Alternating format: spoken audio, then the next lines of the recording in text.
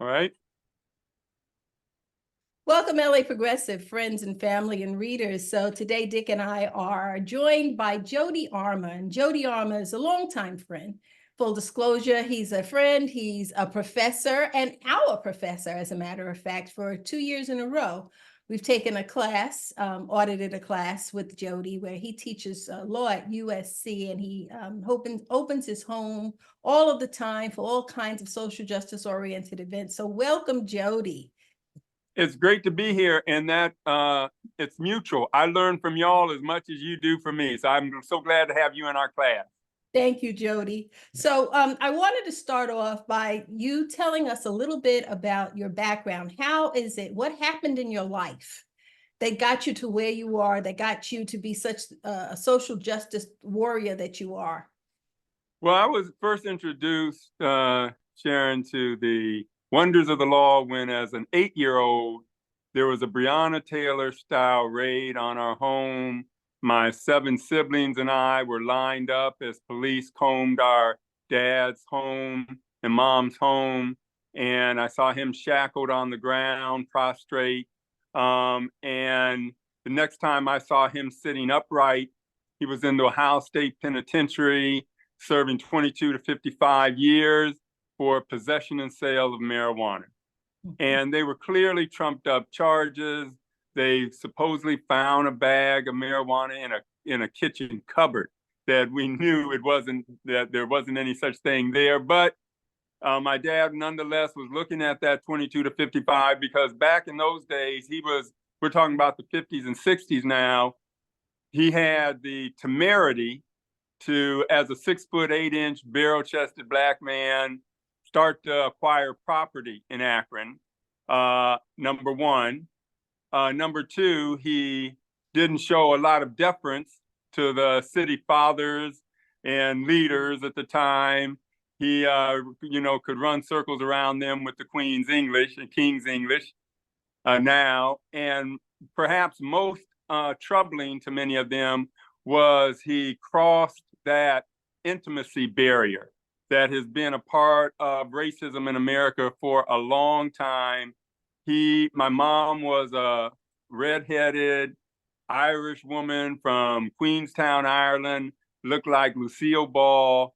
My dad looked like, like I said, at 6'8" and thick. He looked a lot like LeBron James. So you can imagine LeBron James and Lucille Ball walking down Main Street in Akron, Ohio in the 50s, 60s, unhinged a lot of people. Because recall, it's not until the late 60s that you have Loving Virginia, which says it is unconstitutional to ban interracial marriages. So interracial intimacy has always been a third rail in American prejudice and racism of sorts, right? And so he was on the receiving end of that, and they found a way to essentially legally lynch him. And he was going to look, because he wasn't going to get any good time credits as an uppity black man in prison, that 22 to 55 was going to be 55, not 22. And his only way out was ultimately he reached up in the warden's library and started pulling down from the shelves law books and teaching himself constitutional law, criminal procedure. And when he exhausted the warden's stock of books, he had students at the Ohio State Law School start to bring him more books because there was no case that had already been decided that would release him. So he had to create his own law. He had to come up with his own law, which means you first have to master the law. So he taught himself the law. Then he started, once he got that under his belt, teaching himself, typing out his own writs of habeas corpus on his manual typewriter that I still have in this room that you've seen when you've been over. Here it is. I'll show you the typewriter itself. Let me see if you can see it. There it is. Yeah, we got a good shot of it. That's perfect. Yeah, there it is. That's a manual Royal typewriter that he sat on his cell room floor and typed on and wrote his own writs of habeas corpus and represented himself pro se, that means represented himself, pro se, through the state system until he had exhausted all his appeals, and then kicked down to the Federal Court of Appeals. And the next time I saw him out of the prison, I was with him in a courtroom in Cincinnati, in the Sixth Circuit Court of Appeals, right? And if you know anything about Cincinnati, you know that if you fly into Cincinnati, you actually land in Kentucky. And then you take a car and drive over the bridge, over the river to get to Cincinnati. And in the antebellum South, in other words, Cincinnati is where the Underground Railroad came up. You know, if you made it to Cincinnati, you made it to freedom. So Black bodies in bondage found deliverance in Cincinnati for many years before the Civil War. And now my dad was in Cincinnati in the Sixth Circuit Court of Appeal, another Black body in bondage, seeking deliverance, this time through the law that he had taught himself. And ultimately, you know, and he was standing in front of an en banc panel of judges. That's when they bring all the judges together to consider a novel case. He was standing in front of an en banc panel of judges, literally arguing for his life. And now I teach his case in my criminal law and criminal procedure course. When I teach criminal procedure, it's entitled Armour versus Salisbury. And it stands for the proposition that you would hope would have been established before his case, but he had to establish it through his case, that it is a denial of a defendant's due process rights for the state, through its prosecutor, to deliberately and intentionally lie to a jury to get a conviction, right? There was no question that they deliberately, intentionally lied. That was already established factually, but they were claiming it should have no legal consequences. And Armour versus Salisbury says it does have legal consequences. So I learned, Sharon and Dick, from that there was a unique power to language. All he had was word work. All he had was language between him and rotting in a jail cell for the rest of his life. And from that, I learned and grew kind of connected to and wanted to pursue a life in law and in language, right? Toni Morrison said, we die, in her Nobel acceptance speech, we die, that may be the meaning of life, but we do language. That may be the measure of our lives. And I saw certainly through his experience that when he put those words and sentences in a novel and correct order, that suddenly his jailhouse door flung open. So that is kind of what got me into teaching law, practicing law, teaching really young minds to appreciate the power of word work and the legal lexicon. Yeah, we've been honored to attend your seminars several times, and have heard that story several times, and it's moving each and every time. And you can certainly understand why your dad's plight, his battle, his victory, his heart served as such a wonderful inspiration to you. I'm glad that you share that story far and wide, because you know, there's a lot of Black men in prison that don't belong there. We were fortunate to attend the recent death penalty focus awards last week, and at one point someone asked, well, would anybody here who's ever been to prison, incarcerated without creating a crime wrongfully? And 20 men, almost all of them Black, maybe a couple Latinos. Well, Danny was there, and they'd all served 20 years, 30 years. The guy who made the statement has served 42 years from when he was a teenager. Yeah. Every one of them wrongfully committed. It's quite the story. So we wanted to turn to I heard there's something going on at USC. Yeah. Yes. I would be very glad to get into those thorny issues, not only at USC, but at our crosstown rival UCLA. Right. And across the nation, right? That's what's so interesting about what we're seeing at this moment, when students are rising up en masse against the atrocities that they're seeing being carried out in Gaza and they feel complicit in those atrocities. They see mass graves. They see incinerated babies. They see forced starvation and famine. They see collective punishment. They see what a number of official organizations internationally have referred to as plausible cases of genocide and at least war crimes. And they're saying, we do not want to be complicit in this, and we're going to stand up and let our voices be heard and disrupt our collective complacency about what's going on over there by setting up encampments, right? And this should sound like a familiar protest tactic, right? You remember Black Lives Matter was about disruption. It was, to cut through our collective complacency. And then after the disruption, after the shut it down, then compelling uncomfortable conversations about the state of racial injustice in America. Well, they're doing very much the same thing on these campuses.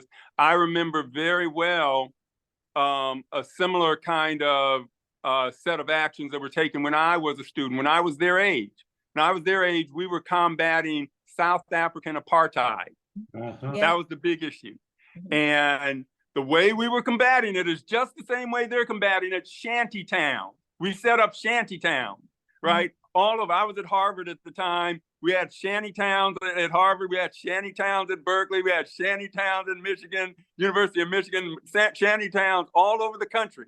And the students were in the forefront talking about boycott, divest, and sanction. BDS. That's where I first heard boycott, divest, and sanction. BDS, right? It was the South African divestment drive by many students, and the police were unleashed on us. There were academic disciplinary proceedings, set in motion against us. But not only 1 year, 2 years, multiple years, the fight stayed, kept going until ultimately the students, we were vindicated. History now it's a strange thing. Columbia, Berkeley, a lot of places put in their brochure that their students were activists to recruit other students, that we have a history of activism. We have a spirit among our student body going back to the Vietnam, kinds of protests. And if you come to our institution, you can partake of that spirit. Well, the sad thing, Dick and Sharon, is that the administrators have not welcomed these protests by and large. They have cracked down on them with law enforcement. So I'll take you through what's happened at USC. Let me interrupt just before you go there, because I'm a little older than you guys, and I go back to the protests at Columbia and the administrators at the Vietnam protests at Columbia. And administrators cracked down there, and certainly the New York Police Department raised hell. And also the right-wing students, the wealthy students, put their football helmets on and attacked the people occupying Hamilton Hall. But one thing that came out with that is the legacy in the individuals. I mean, I still hang around with people who are proud to have participated in anti-Vietnam War protests, and it shaped their lives. Just the way I hear the anti-apartheid protests shaped your lives. And whatever happens, and how many people get arrested at UCLA, and whatever the administrators do and the police do, these 20-something-year-old people are going to live with this spirit in their heart for the next 40 years. It'll inform the way they see the world. Here. That's a powerful point, Dick, and so true. And isn't it interesting, Sharon and Dick, tell me if you know any exception to this. Isn't it interesting that every mass mobilization of students that you can think of, that certainly I can think of, every mass mobilization has been vindicated by history? Oh, yes. Right? Without exception. I mean, so it takes a lot to get a mass mobilization, right? It's not just everyday issues. It's not, maybe we need to all become vegans, or, even maybe, maybe we need to end the fur trade, which is serious too. But you don't get mass movement. Whenever we've seen students rise up en masse like this, when have they not been vindicated, right? And these students are saying, we see an outrage that the nation isn't responding to conscientiously. We have to be the conscience of this nation about something. And the way our consciences have been roused is not by watching NBC, ABC, legacy media, right? But by looking at TikTok, looking at, which, you remember Black Lives Matter was a lot about Twitter, Black Twitter, and other social media ways to make an end run around legacy media. What y'all are doing is an end run around legacy media, right? And they're saying, I see here on my TikTok facts that are contradictory to what I'm seeing in the legacy media. And so I'm moved by this. That's one of the reasons they're trying to crack down on TikTok, right? No doubt. They're trying to control the narrative. And they realize that the narrative is out of their control as long as these young people and others have access to information that they can't manipulate. And so the students at SC, there were a couple things that happened back to back that accounts for what happened at SC. One, Asna Tabassum, Muslim student, hijab-wearing Muslim student, right, was the valedictorian, was picked as the valedictorian by a faculty committee and recommended to the provost, and she was announced to be the valedictorian. And so she was going to give the valedictory address. Naturally, that's what the valedictorian does, right? That's what the valedictorian has always done at USC since anybody can remember, going back in an unbroken line of precedent as back far as anyone can possibly remember.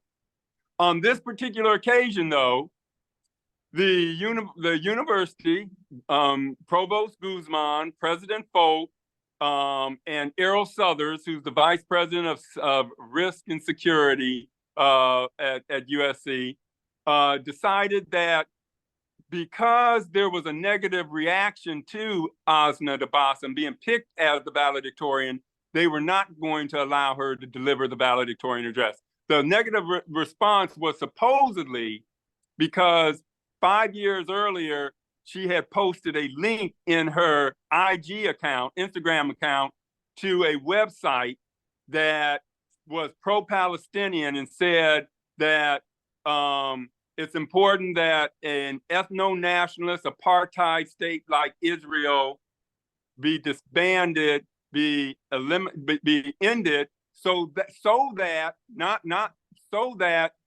Palestinians and Jews could live together in peace in the same place. That's what it said. But because it said that and nothing beyond that, right? That's what it said, and that's quoted over and over again. You can check that yourself. That generated a lot of hate responses and social media and calls to the office.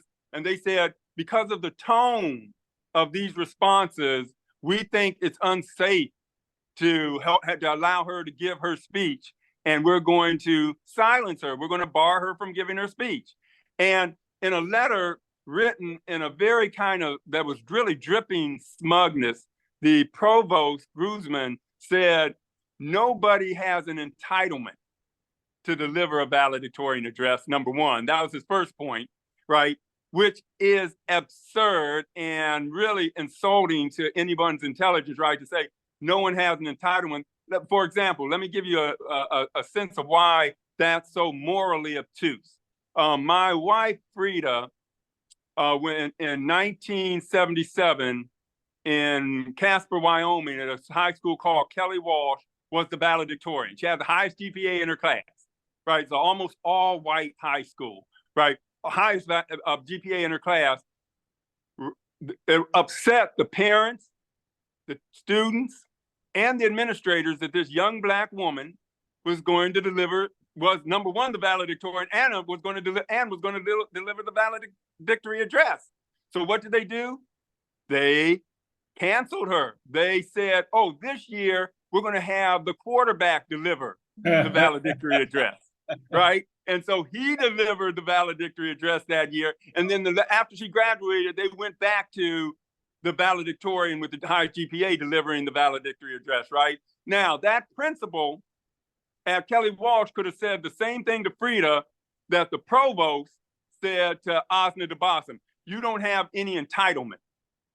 You don't have any entitlement to deliver the valedictory address. Well, yes, you do. What all entitlement is a right, right? And a right is rooted in two things: fairness and reasonable expectations.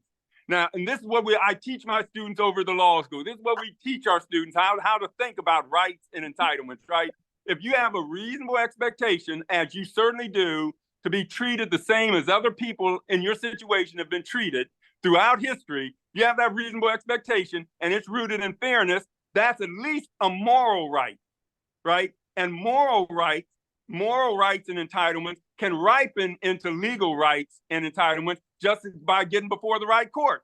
That's how we go from moral to legal rights, right? So to dismiss her, concerns or reasonable expectations as unfounded because you have no entitlement is morally obtuse.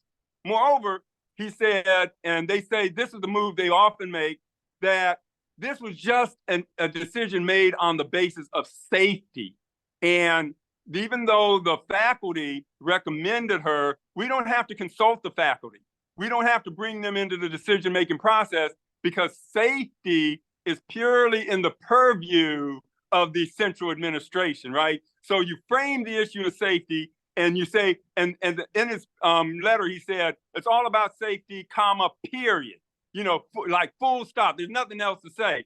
Again, utter nonsense. I teach tort law. That's one of the courses I teach, tort law. That's accident law. What our students learned on day one, and he was the former dean of the law school for 8 years before he was elevated to the provost status station and office this year. One of the first things we teach our students is you never think of risks in a vacuum. You always look at risks in relationship to values, and you take risk for certain values, right? If it was only ever about safety, if that's all you ever considered, you never go out the door in the morning. You never get behind the wheel of a car, right? There are risks every time you get behind the wheel of a car, but most of us figure those risks are worth taking for the benefit of being able to participate in a core community activity like driving a car, right? When you integrate the University of Mississippi back in the civil rights era, you knew you were taking risks, but you did it anyway because the risks were worth it. You never consider risk in a vacuum. So to say that it's all about safety and nothing else is nonsense. You have to look at what the value is that you're trying to promote. If risks are associated with it, you take reasonable steps to minimize those risks, and then you pay the price of your convictions. Let me give you one quick example from USC itself. Ben Shapiro came to campus in 2018. Now, Ben Shapiro, in many people's minds, is an avowedly virulent racist, right? He made a lot of students at USC feel unsafe and threatened by his arrival. He filled up Bovard Auditorium, almost 2,000 people, filled it up and was spewing what many viewed as anti-Black rhetoric and anti-LGBTQ rhetoric and anti-marginalized people rhetoric. Now, and they said, we feel unsafe, don't let them speak. Our provost then, Michael Quick, said, however, the sacred value of a university is free speech, is freedom of expression. And so we are going to protect, promote, and further that sacred value by beefing up security. So they beefed up security, minimized the risk that way, and allowed him to speak, and allowed the rest of us who objected to what he was saying to protest. You have people walking outside with their signs protesting. He spoke, students protested, and the next day we celebrated as a community our ability to both vindicate the value of free speech and provide safety for our students and live up to our ideals and principles. That's what we should have done with Asna Tabassum. That's what we should, right? You beef up security. We've had Obama come through. We've had Kings. We've had all kinds of high risk kind of individuals come through that you have to beef up safety for.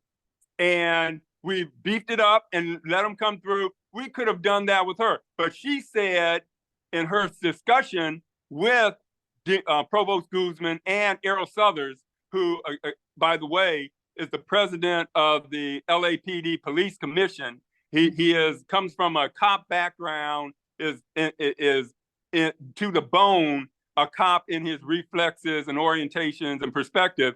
The two of them sat down with her and she said, well, why don't you just increase security? And they said, well, we could, but it would not be in keeping with our image. They were more concerned about the image than vindicating her, free speech interest, our vaunted free speech interest that we actually tout online when we say, we at SC are about free speech. We say that in all kinds of ways, but in this case, we let her down. So students really saw firsthand, they could sniff out the problem, right? They knew that did not pass the straight face test, safety and no entitlement. And that what was really going on was viewpoint discrimination. What was really going on is they didn't want this hijab-wearing Muslim woman saying things that might be pro-Palestinian at commencement. Right. And I think it's really important you said might be, because isn't it true that she hadn't even written her speech yet? Yeah, she had not even written her speech. They were conjecturing. They were speculating. She said her 4 minutes, that's all she got to speak. 4 minutes, that's how long the valedictorian gets to speak. In her 4 minutes, she was going to say something that was about unity. Yes, she might refer to the crisis in Gaza, but also point out that we need to find bases for unity and unifying. So just the possibility that she would mention it and make some people in the audience feel uncomfortable by mentioning it was enough for them to shut it down. So that's viewpoint discrimination. It may also be Islamophobia, right? Again, you wonder if this would have been treated the same way if her social identity was different, if she was saying something different about a different cause, So the students immediately saw that, and the following week after that debacle by the administration, the students set up their camp. Right, that's when they set up the camp. So Jody, back to the comparisons with what happened in Vietnam. As I recall those times, students were deeply upset, outraged by what we were doing militarily in Vietnam, all the hundreds of thousands of people that we were killing and the pointlessness.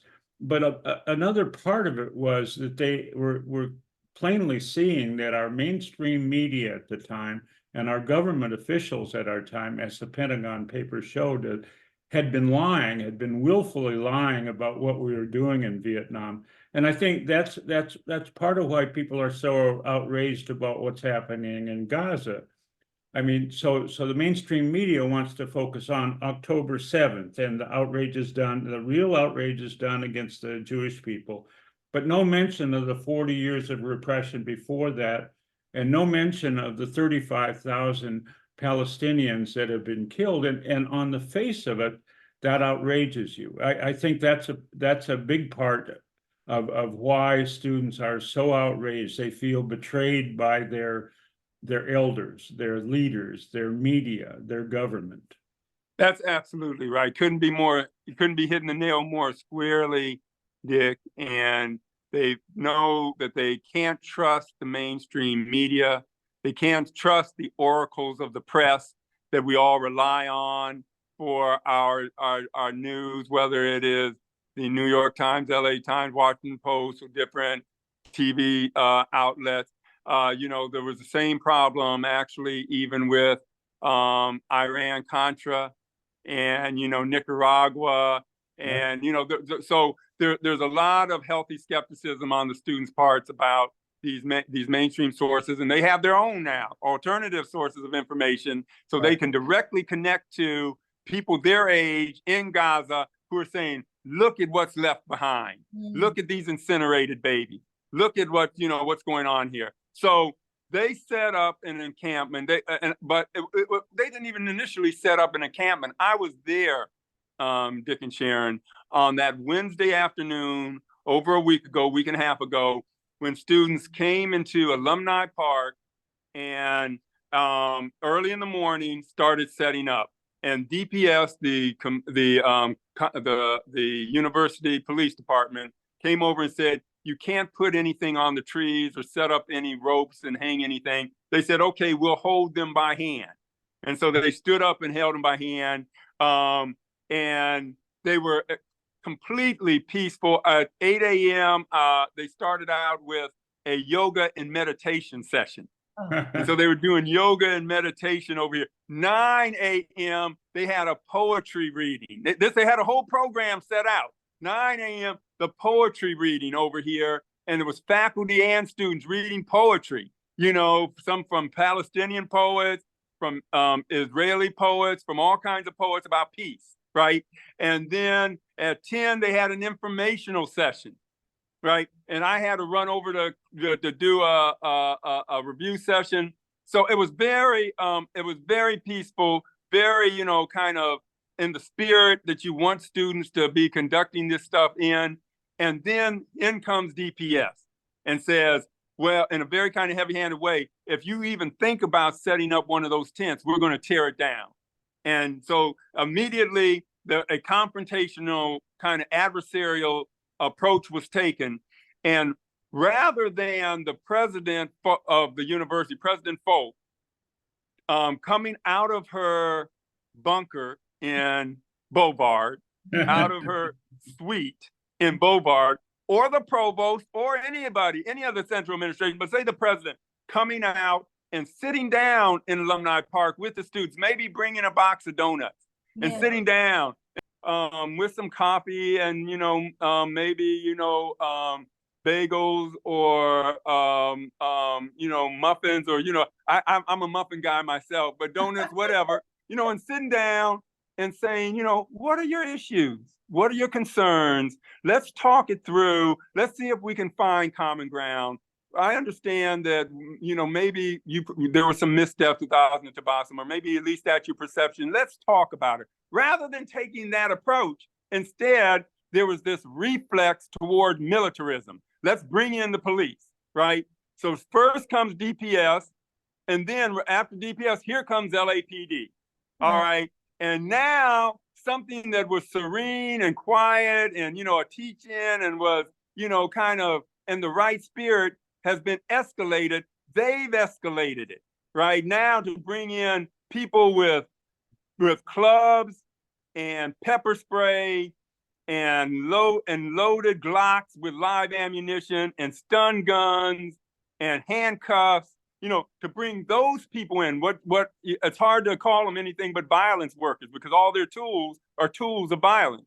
To bring in violence workers and unleash them on your own students that you call part of the Trojan family. There's a lot of rhetoric at SC about our Trojan family. Well, I think, do you unleash violence workers on members of your family? Don't you show care, concern, and compassion for members of your family rather than, you know, resorting immediately to a militaristic and kind of belligerent response to them? So in come LAPD, and it was theater. I was there from the beginning. I saw this with my own eyes.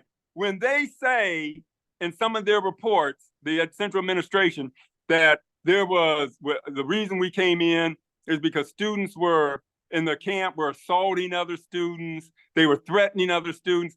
That's just a lie. It's like you were saying, Dick, before. They're just sometimes lies that the media spins out there. I was there giving a firsthand account, bearing witness as a faculty member. Anything they're saying in their reports is hearsay, secondhand. They didn't come out of those bunkers. They didn't come out of those suites, right? All they can rest anything they're saying on is hearsay. I'm telling you, I'm giving you a firsthand account. None of that was going on, right? And the students know none of that was going on, but they keep saying it so that people will think, you know, who weren't there, that, oh, well, these people, they're the president. They wouldn't mislead me. They wouldn't give us any disinformation or misinformation, right? And so maybe it was justified. Oh, my God, just, you know, what we're willing to do with the facts. We teach the students that it's important that you strive for truth. the truth-seeking function of an education. And to flatly contradict that is just jaw-dropping to me. So in comes the LAPD, and they engaged in theater. They ran around for 2.5 hours, you know, going down this line, running down that line, kettling, backing up, going through all this theater. Here comes the helicopter, da da da da da, 1, 2, 3, you know, and finally then they descend on the students and arrest them. And it was shameful. You know, it was really, to me, it was my most embarrassing moment I've had at USC. And I've had another, you know, George Tyndall scandal. It involved a gynecologist who had molested multiple women, cost the university over $1 billion in compensation, right, for those victims. And Carol Folk was brought in. Max Nikias was ousted from office because of that scandal. Carol Folk was brought in to address the breach in trust, the loss of trust. That, you know, she said, I'm going to be student-centered. I'm going to make sure we build trust with the students again. This violates their trust in the most fundamental way. The irony is the president who was brought in to build trust with the students actually undermined it radically with this intervention. And so finally, here the students came back again. I don't know how they have it in them. You talk about courage, right? They came back again and set up again and said, you know, we will not be deterred. We are not afraid. And so for a week, they held it down. Yet again, I have videos again that I sent out in my Twitter account so that people could see firsthand, in case they try to spin this, that you had students singing Salam, you know, the Israeli peace song, the folk song, Jewish students leading that. When people say there was anti-Semitism, you know, coming out of these camps, there are a lot of the leaders were Jewish students, Jewish Voice for Peace, you know, and other Jewish organizations. A lot of the leaders were themselves Jewish, and these were smart people, right, who were part of these protests. Would they remain in a camp that had a lot of anti-Semitism in it, leading this camp? Doesn't make any sense. So you know, you'll see in my videos that they're singing, they're clapping, they're standing together for peace. And finally, last Sunday early in the morning, you know, 3, 4 in the morning, they bring in another a group of LAPD officers, even though folks said in a conversation I had with her and the students earlier that she wasn't going to bring in LAPD. They bring them in and disperse them. Here's what the students said in my meeting, in their meeting with folk. Because for 2 days in a row, last Wednesday and Tuesday, students, President Folk, the university council, and a student affairs officer sat down with 4 students, 3 undergrads, 1 graduate student, and myself. The students wanted me to come in and bear witness as their faculty person. So it was just us in the room.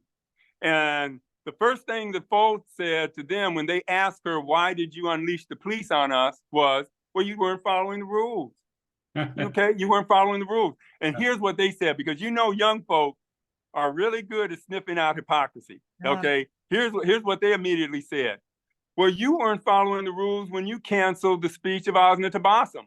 Those were those were the rules. Those were always the rules followed all the way up until this Muslim valedictorian was denied her valedictory speech. So you're not one to lecture us about following the rules when you don't follow your own rules. Right. And you know, what do you say from that? You know, it was a powerful moment.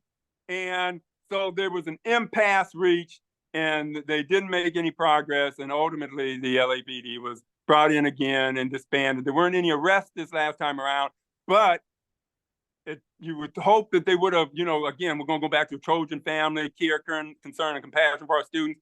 There weren't any arrests, but what they have done is impose interim suspensions on as many as, I think last count I had was 20 students. Interim suspensions, right? Meaning if you have any, if you're living on campus, you got to get out of your campus accommodations, right? Like today. So now, you know, good luck finding a roof over your head. Nice. And as far as taking your exams, you cannot come on campus and take an exam, you know? So if you better hope that you can find a professor who's going to accommodate your exam taking so you can take it off campus somehow, you know, and if they can't, well, just too bad. Again, an unnecessarily punitive, mean, really abhorrent response to students who we're trying to, you know, who are doing what we're teaching them to do. Jody, who do you think they were appealing to with that?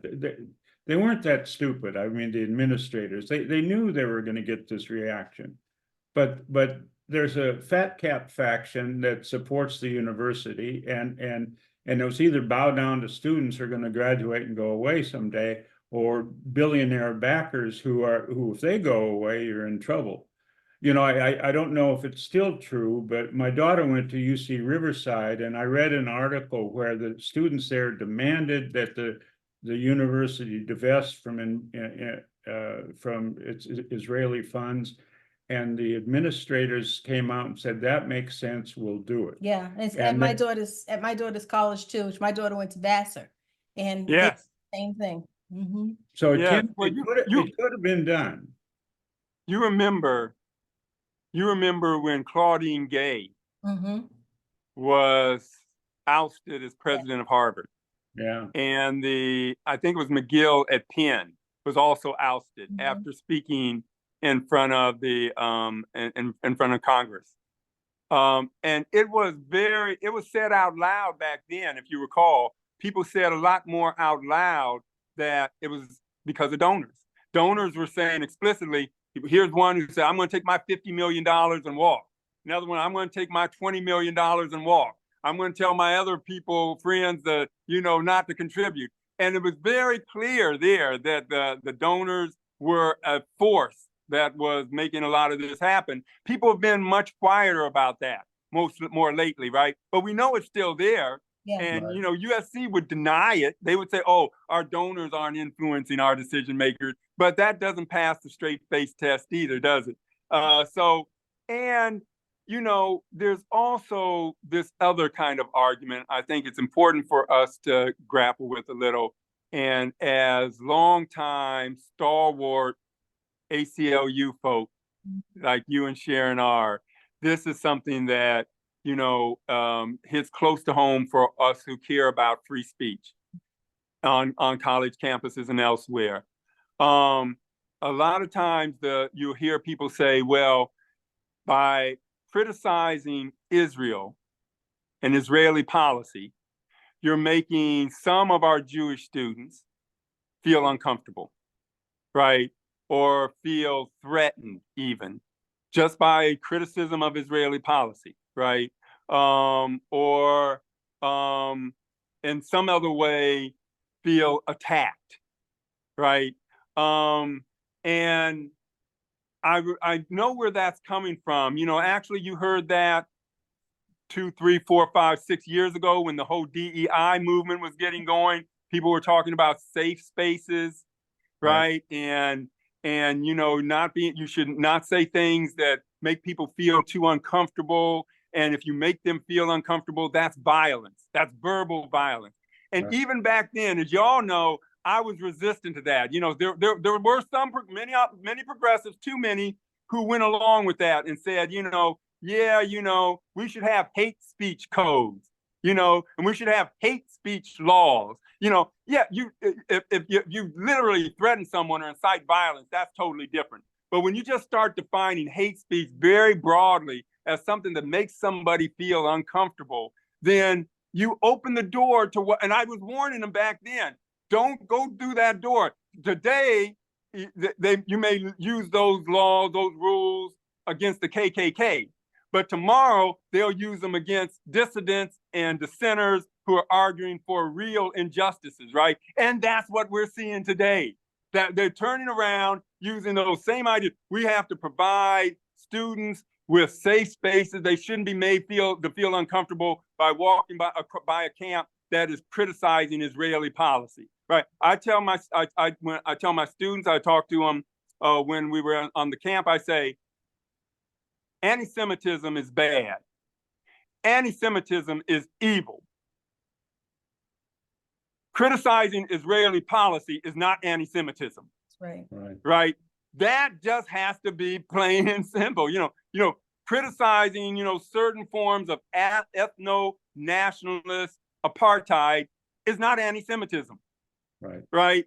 And so that is an important move that has been made, and we need to recognize that we are, to some of us on the left are to blame for opening up the door for these kinds of arguments. I tell my students all the time, we're not striving for safe spaces in the classroom. What we need are brave spaces, not safe spaces. Now, I'm okay with safe spaces. Look, there are times when you should have some place on campus where you can go and get away from, the constant microaggressions and other things that are serious, psychological stresses, right? But that's not in the classroom. That's not in the general campus area. We can have other places, that you don't, where we can allow people some kind of harbor, a safe harbor from all of the constant stress of being a member of a marginalized group and having people treat you in a marginalized way.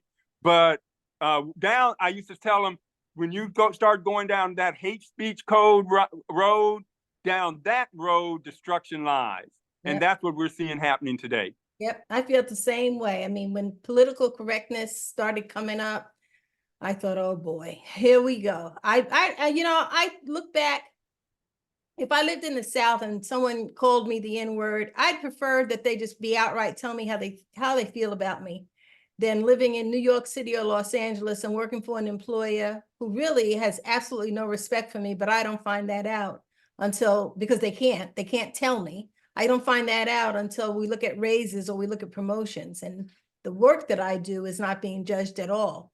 It's who I am that's being judged. Yep. And the irony is, a lot of the people now who are trying to shut down the encampment speakers and say, you don't say those words or phrases because they'll make people feel uncomfortable. For example, Jewish students feel uncomfortable. The same people, many of on the far right who are saying that today and bringing the presidents in front of the mount, those same people, I've heard them for the last 10 years, have been talking about, oh, those snowflakes and how those safe spaces are absurd. And they've been the free speech warriors, all right, all of this time, until all of a sudden now they are, all concerned about people feeling safe and, safe spaces and comfort and all that. It's just cynical, and depressingly transparent. That's right, it is. Well, Jody, we've gone way beyond our scheduled amount of time, but it was so worth it because you always have such valuable information to share.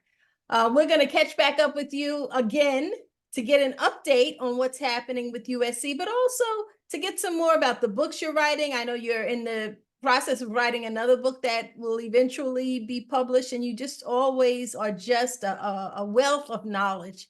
So we really appreciate you, Jody, and hope to see you again soon. Thanks so much. I love talking to y'all. And that, as you know, my last book is In Asterisk GGA Theory, Race, Language, Unequal Justice, and the Law. And I just so happen to have this one right here beside me. So yes, that's my first book, Negrophobia and Reasonable Racism. Thank you. Good to see you, Jody. Thank you so much. Y'all. All right, take care. Bye-bye. Right on. Thank you for sticking around. If you like the LA Progressive content and the discussions we have here, please consider clicking the subscribe button below and also give us a thumbs up. That helps to grow our audience by feeding the algorithm, which helps to get this content in front of more eyes. Thanks for stopping by. We really appreciate your support.